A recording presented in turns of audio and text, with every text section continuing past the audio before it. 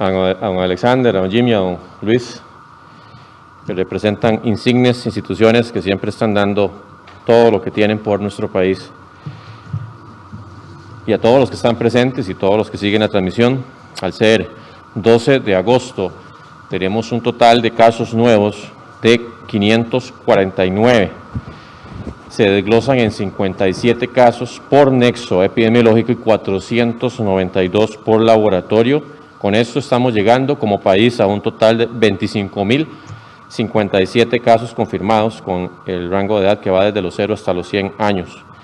Hoy se suma el cantón de Dota a la lista de cantones con casos positivos por COVID-19. O sea, ya tenemos los 82 cantones de Costa Rica que tienen o han tenido casos positivos. Con respecto al rubro de recuperación, tenemos 8.189 casos que están en 80 cantones. El rango de edad de esas personas va de 0 a 96 años. Tenemos 371 personas hospitalizadas, 88 están en cuidados intensivos, con edades que van desde los 32 hasta los 87 años. Para hoy se reportan 8 lamentables fallecidos. Se trata de 4 hombres y 4 mujeres con edades que van desde los 35 hasta los 100 años. Nuestro más sentido pésame para todas las familias, conocidos, personas allegadas a estas personas fallecidas relacionadas con el COVID-19. Con esto llegamos a un total de 263 fallecimientos en Costa Rica relacionados con el COVID-19, 96 mujeres y 167 hombres con edades que han estado desde los 23 años hasta los 100 años. Con respecto a ese tema de la mortalidad, queremos indicar que sigue siendo la población de adultos mayores, de personas mayores, las que tienen mayor riesgo de tener una complicación, lamentablemente fallecer por el COVID-19. Se concentra en esa población mayor el 66.3% de los fallecimientos. Recordemos que nuestra letalidad en este momento, la letalidad significa de todas las personas que se han identificado que tienen el virus, qué porcentaje ha fallecido. Y en este momento andamos en 1.04%, esa es la letalidad general del país. Pero cuando nos vamos a el desglose, en lo que es menores de edad, la tasa de letalidad está en 0, o sea, no hemos tenido menores de edad fallecidos. Cuando nos vamos a las personas adultas, no personas mayores, sino adultas, tenemos un 0.4% de letalidad. O sea, de todas las personas adultas que han enfermado, ha fallecido un 0.4%. Y cuando nos vamos a las personas mayores, ese porcentaje sube a un 12.1%. O sea, de todas las personas mayores que han enfermado, 12, o sea, de cada 100 personas mayores de edad que han enfermado por COVID-19, 12.1 han fallecido. Esto representa en términos de mortalidad, que ya es esa cantidad de fallecidos, cómo se distribuye específicamente en toda la población de ese mismo grupo de edad. Para menores 0%, para adultos 2.6 por cada 100.000 habitantes y para personas mayores 37.3 por cada 100.000 habitantes. Y esto nos tiene que recordar una responsabilidad compartida que tenemos. También indicar, vean que estamos hablando de que se han muerto personas, han fallecido personas de los 20, en los 30, en los 40. Es cierto que se concentra en las personas mayores, pero que hay una corresponsabilidad siempre de cuidar mucho, reforzar cómo podemos cuidar aún más a las personas mayores, e incluso recordando en medio del contexto que se nos acerca el Día de la Madre y que puede haber mucha tentación de cuando la madre no es parte de la burbuja social, de ir a visitarla. Recordemos que esto es un riesgo muy importante que se está transmitiendo a las mamás en caso que no formen parte de esa burbuja social, así que siempre recordemos que en medio de esta situación tan difícil, un acto de amor también es pues llamar, hacer la videollamada, hacer la llamada, hacerle llegar el presente, siempre estar compartiendo, pero no con visitas. También justamente recordar que hoy es el Día Nacional del Farmacéutico, farmacéutica, un saludo muy especial porque también son miembros esenciales del sistema de salud. También es el Día Internacional de la Juventud. Yo quiero reforzar, felicitar a todos los jóvenes y recordarles que no haya riesgo en esa población, en los jóvenes, pero también reforzar ese llamado a que cuidemos mucho a las personas mayores en medio del COVID-19 con todo el apoyo que podamos dar para evitar que salgan a lugares públicos o que tengan contacto fuera de la burbuja social. Muchas gracias. Muchísimas gracias a usted, doctor Daniel Salas. De inmediato vamos a ceder el uso de la palabra al señor Alexander Solís, presidente de la Comisión Nacional de Prevención de Riesgos y Atención de Emergencias, que precisamente hoy también se celebra el Día Nacional del Simulacro, quien nos informará sobre cómo prepararnos para enfrentar terremotos en tiempos de pandemia. Muy buenas tardes al señor Alexander Solís.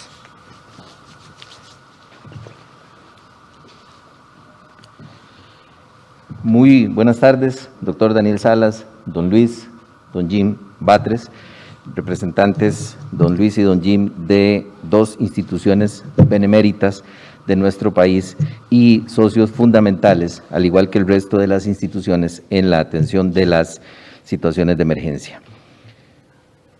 El contexto de pandemia en el que vivimos, la situación de riesgo de contagio a la cual nosotros nos enfrentamos en nuestro país, frente a las condiciones multiamenaza que generan las emergencias que tradicionalmente hemos enfrentado, plantea retos fundamentales. En mayo de este año lanzamos el plan de contingencia por periodo lluvioso e hicimos cambios importantes en la forma de atender las emergencias por lluvia y tenemos que movernos en esos contextos. Hoy nos corresponde, en el marco del Día Nacional del Simulacro, instaurado en el 2019, para que el segundo miércoles de agosto de cada año representemos, ejecutemos un ejercicio práctico de preparación para terremotos, nos corresponde establecer los lineamientos para garantizar esa preparación de la comunidad ante terremotos en el contexto que vivimos de una pandemia. Hace un año, 1.300.000 personas evacuaron sus sitios de trabajo, sus casas, su escuela. 750.000 niños participaron activamente en este ejercicio. Por eso, hoy debemos preguntarnos cómo debemos prepararnos para un sismo en el contexto de pandemia. Hace 2 días tuvimos un sismo importante percibido por la mayor parte de la población y, como es usual, también salieron infogramas en las redes sociales y uno de ellos decía: temblor, hay que evacuar, y venía una persona saliendo y de pronto iba entrando a la casa a buscar la mascarilla y decía: ¡ay, la mascarilla!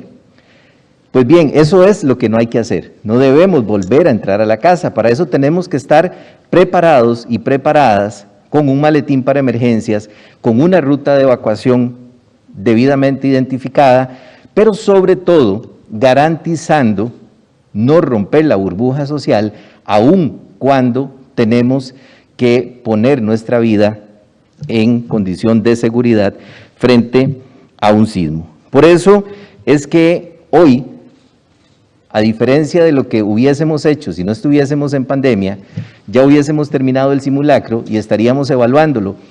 Hoy, a partir de ya, estamos lanzando un micrositio en el cual podemos iniciar el proceso de preparación para ejecutar el simulacro en forma virtual el próximo 13 de agosto, en el marco de la celebración del Día Internacional de la Reducción de Riesgo de Desastres. 13 de octubre, disculpen, me equivoqué, qué pena, el 13 de octubre en el marco de la celebración del Día Internacional para la Reducción del Riesgo de desastres. Ese día, respetando las burbujas sociales, respetando todas las medidas de seguridad e higiene que tenemos que tener en el contexto de la pandemia, estaremos desarrollando este ejercicio virtual y por ello yo quisiera muy rápidamente que los expertos nos digan por qué es necesario en el contexto de la pandemia en nuestro país, en un escenario multiamenaza como el que tenemos, no bajar la guardia en esa preparación. Dejemos que los expertos nos expliquen cómo debemos actuar frente a un sismo. Estamos invitando a participar en el Simulacro Nacional de Terremotos. Este año será en forma virtual y por lo tanto debemos adaptar nuestros planes de acción y nuestras brigadas a la nueva situación de pandemia por el COVID-19. Los sismos no se pueden predecir, por eso es importante tomar siempre precauciones, contar con un botiquín, con un plan de emergencia, con un plan de evacuación y además saber cómo comportarnos durante y después de los terremotos. Hace un año, 750,000 niños y niñas participaron activamente en el primer Simulacro Nacional de Evacuación por Sismo. Todas las instituciones del Sistema Nacional de Gestión de Riesgos se sumaron también a este ejercicio, por eso hoy agradezco también a la Cruz Roja Costarricense, al Benemérito Cuerpo de Bomberos, que están siempre apoyando a la población en los momentos que más lo necesitamos, igual que el resto de las instituciones. Y por eso yo quiero cerrar este anuncio de preparación, de trabajar juntos y juntas bajo una nueva modalidad en el contexto de esta pandemia, para prepararnos en caso de sismo con el mensaje de la niña Leslie Villalobos, quien es estudiante de la Escuela República de Haití. ¡Hola! Muchos niños y niñas como yo, hoy tenemos la escuela en nuestra casa. Este año todo ha sido diferente, incluso el simulacro nacional que será virtual. Este año será virtual de nuestras casas, accediendo al sitio web simulacro.cr. Así aprenderemos de la manera fácil. El 13 de octubre haremos juntos el simulacro nacional con los planes de emergencias y el maletín. Ah, y no olvides llevar tu mascarilla o careta, será muy divertido. Solo necesitas una computadora o un teléfono celular. Ya os invito a que juntos participemos este 13 de octubre en el Simulacro Nacional Virtual. ¡Adiós! Muchísimas gracias a todos los niños, niñas y todas las personas que se preparan para enfrentar las diferentes emergencias y esta nueva normalidad en el contexto de esta pandemia. Muy buenas tardes. Muchísimas gracias a usted, don Alexander Solís, presidente de la Comisión Nacional de Emergencias. De inmediato vamos a proceder a escuchar las consultas de los colegas presenciales. Para ello invitamos de primero al señor Edgar Fonseca del Mundo Puro Periodismo a acercarse al micrófono para poder evacuar las consultas. Don Edgar, muy buenas tardes. Antes, siempre el protocolo de desinfección al equipo para que los colegas puedan acercarse a hacer sus consultas. Don Edgar, buenas tardes, y hacia quién va dirigida su consulta.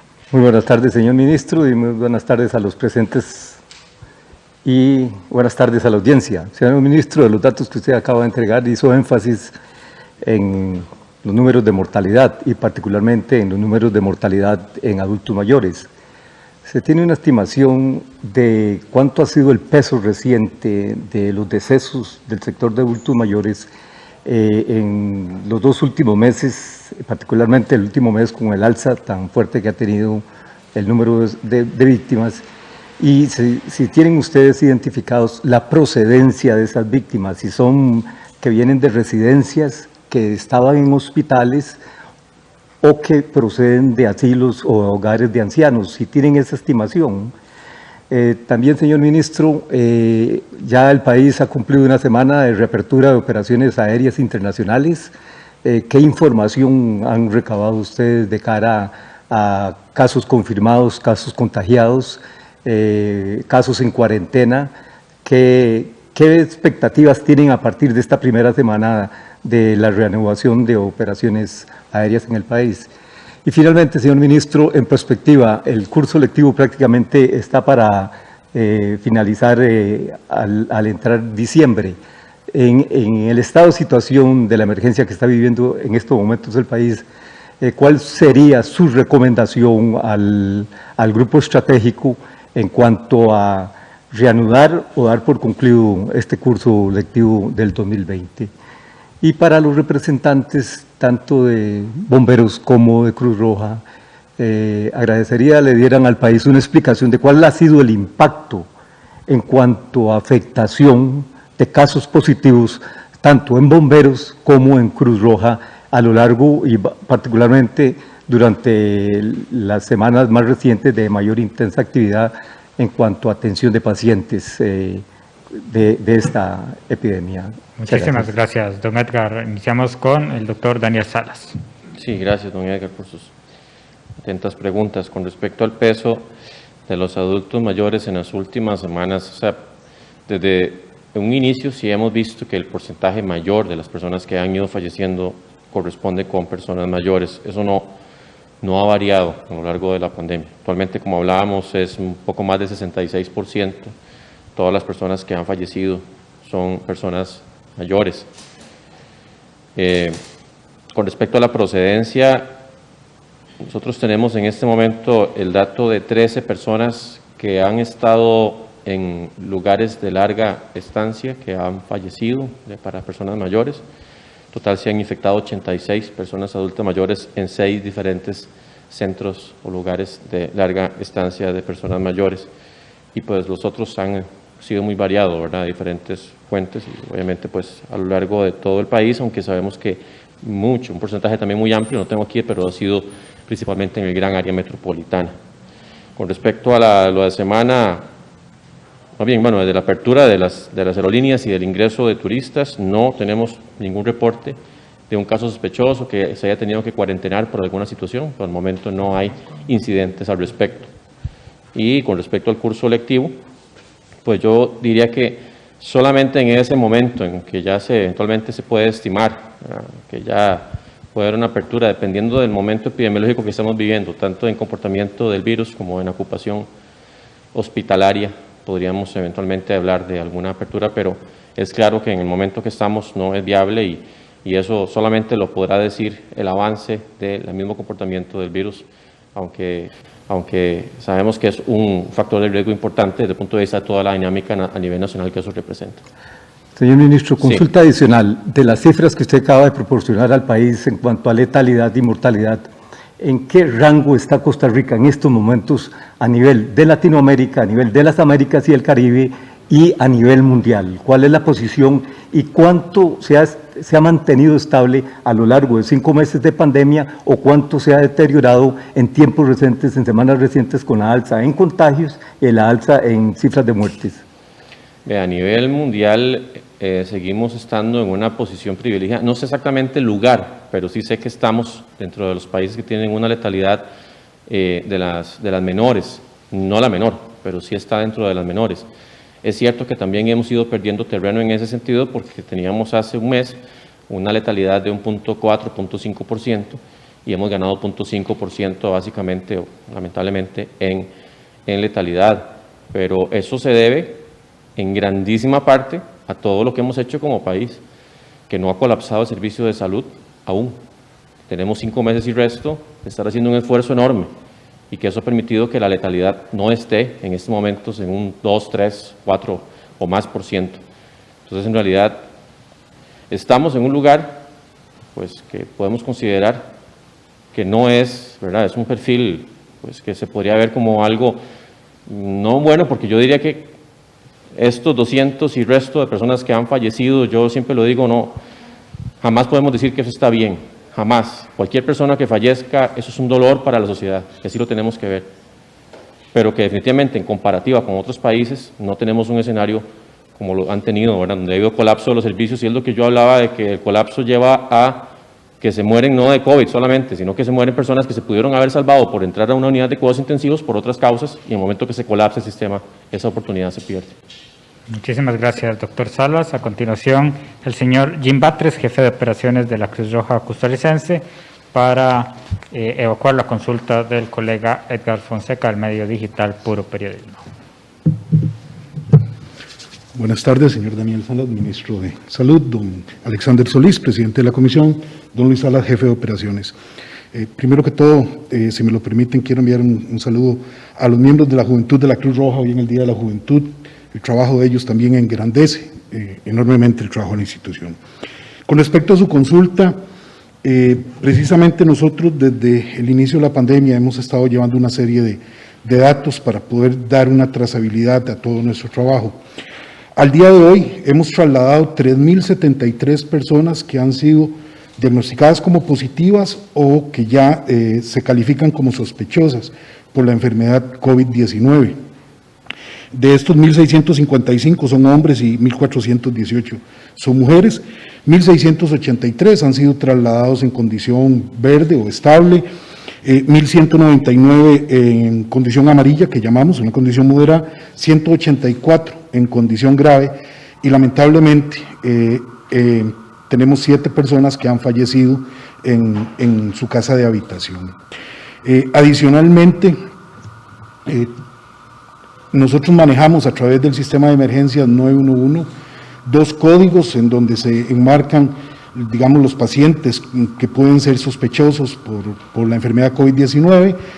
Un código se refiere a urgencias médicas, un segundo código que es dificultad respiratoria, y desde el inicio de la pandemia hemos tenido a través del sistema de emergencias 911 23.000, poco más de incidentes que han ingresado.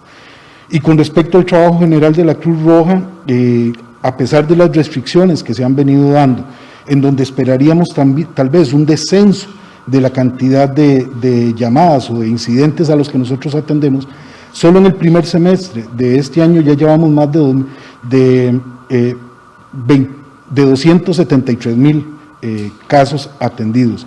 Eso significa aproximadamente más de 5.000 casos en relación al primer semestre del año pasado.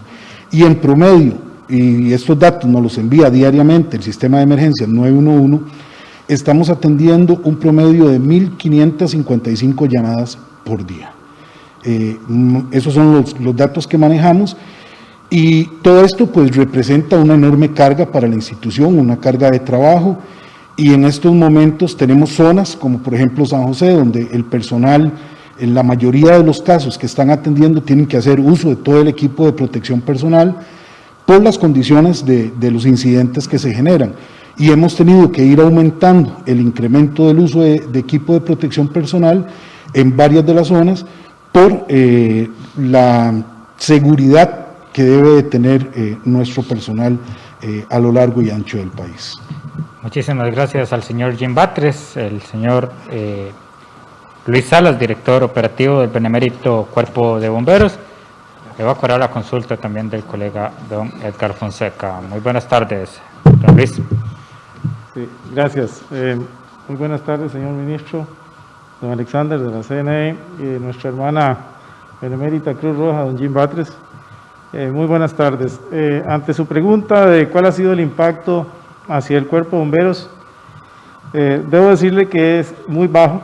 Hemos acatado, tal como lo señala el ministro de Salud, todos los protocolos. Hemos realizado no solo los protocolos, sino que hacemos simulaciones y simulacros a nivel de estaciones en caso de que una persona pueda resultar o varias positivas. En este momento el Cuerpo de Bomberos maneja una persona confirmada, tenemos 2 por nexo, 4 en aislamiento, 7 sospechosos y 6 recuperados. Eso es al día de hoy.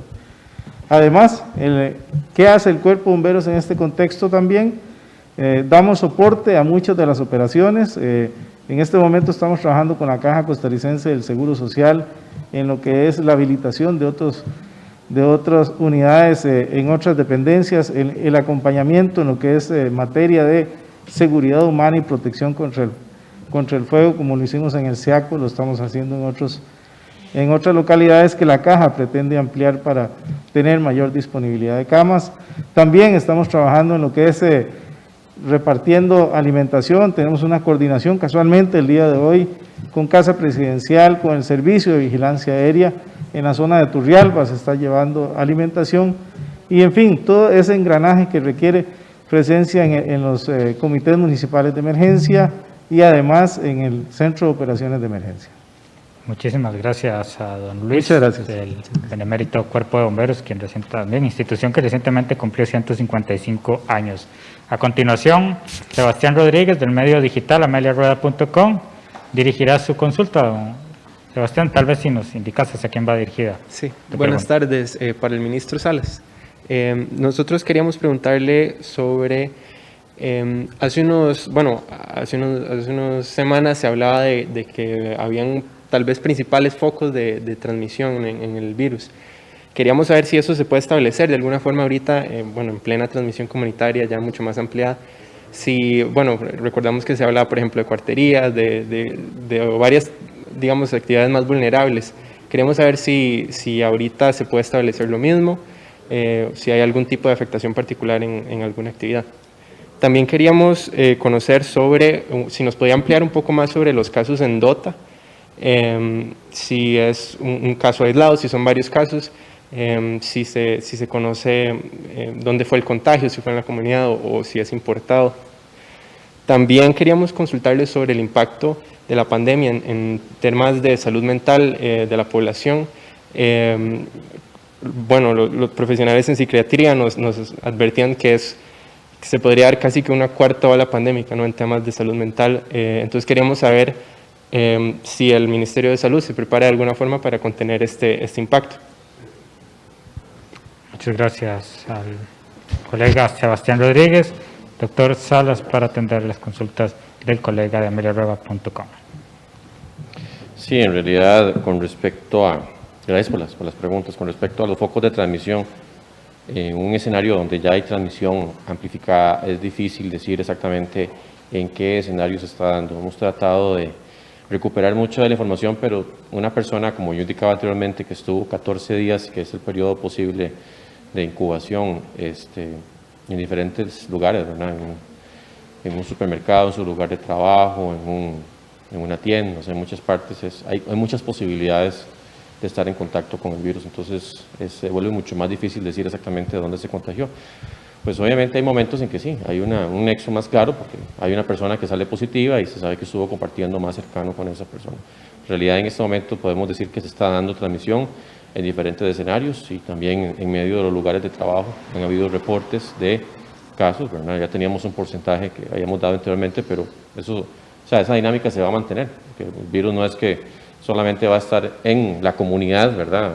Ahí, y en el lugar de trabajo no, o sea, están en muchas partes. Con respecto al asunto de Dota, lo que tenemos registrado es un solo caso.